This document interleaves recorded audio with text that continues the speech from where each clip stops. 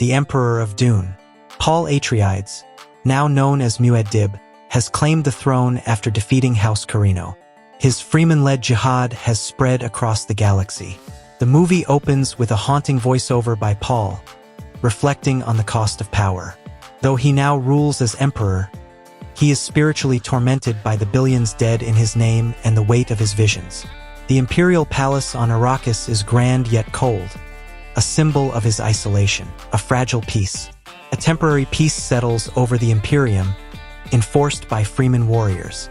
However, cracks begin to show. The Spacing Guild resents Paul's monopoly over spice. The Bene Gesserit grieve losing control of their breeding program.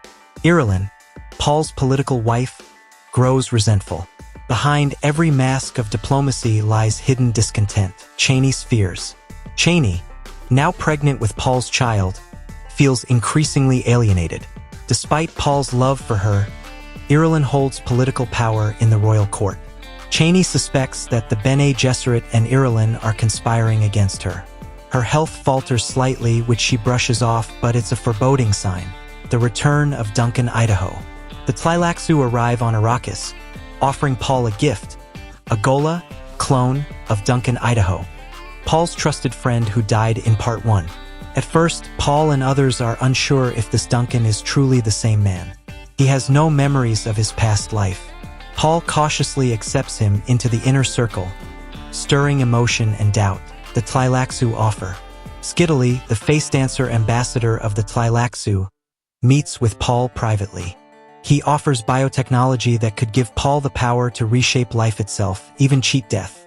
Skiddly hints they could even bring Chani back if something were to happen to her. Paul is disturbed but intrigued, sensing danger behind the offer. The Golden Path. Paul's prescient visions return in scattered flashes. He sees a future of desolation and stagnation if he does nothing, or horror and sacrifice if he follows the Golden Path. This path ensures the survival of humanity but demands personal suffering. The weight of this choice isolates him from Chani and his people. Conspirators unite. Behind closed doors, Princess Irulan, the Bene Gesserit, the Guild, and Skiddly form a secret alliance. Their plan: weaken Paul by poisoning Chani's unborn child and replacing him with a more controllable ruler. They agree to use the Duncan Ghola as an assassination tool if needed. Chani is poisoned. Irulan begins slipping contraceptives and toxins into Chani's spice-laced food, stunting her pregnancy and weakening her. Chani begins suffering from pain and visions. Paul grows suspicious but cannot accuse Irulan without causing war. The Bene Gesserit shield her with political immunity. Paul's crisis. Paul's visions start to fail. He can no longer see clearly into the future. He fears he has lost control over fate. Torn between his love for Chani and his role as emperor, Paul becomes cold, silent, and emotionally distant, haunted by the idea that even he may be a pawn in the universe's greater scheme. Ghola awakens. Duncan begins to experience painful flashbacks, images of his death, memories of Paul and the Atreides family. The Tleilaxu had embedded a trigger to awaken his loyalty or turn him into an assassin. Skiddly visits him in secret, manipulating his identity crisis, subtly preparing him to kill Paul. The Tleilaxu bargain. Skiddly confronts Paul again. With Chani's life hanging by a thread, Skiddly offers a cloned version of Chani in exchange for Paul's throne and surrender of spice control. Paul is horrified and disgusted, seeing the true face of Tleilaxu manipulation. The assassination attempt. In a dreamlike nighttime sequence, Duncan, under hypnotic influence, attempts to assassinate Paul. Paul hesitates, refusing to kill his friend. The act of compassion triggers a breakthrough in Duncan's mind. His original memories come flooding back. He resists the programming, breaking free of Skiddly's control. Chani's death and rebirth. Chani goes into premature labor. She gives birth to twins Leto II and Ghanima, but dies shortly after, her body destroyed by the poison and the strain. Paul is devastated. Skiddly reappears, smugly offering the resurrected clone of Chani. Paul refuses, denouncing the artificial path of false love and domination over life. Paul's choice.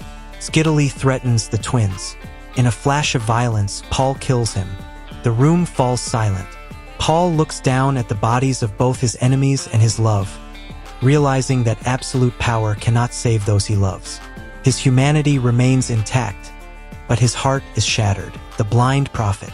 Chani's death causes Paul to go blind, either symbolically or physically. Yet he continues to see using spice-enhanced awareness and his spiritual link to Arrakis. Freeman believe it's a miracle. Paul no longer trusts his visions, but walks with supernatural grace, becoming a literal myth. The disappearance.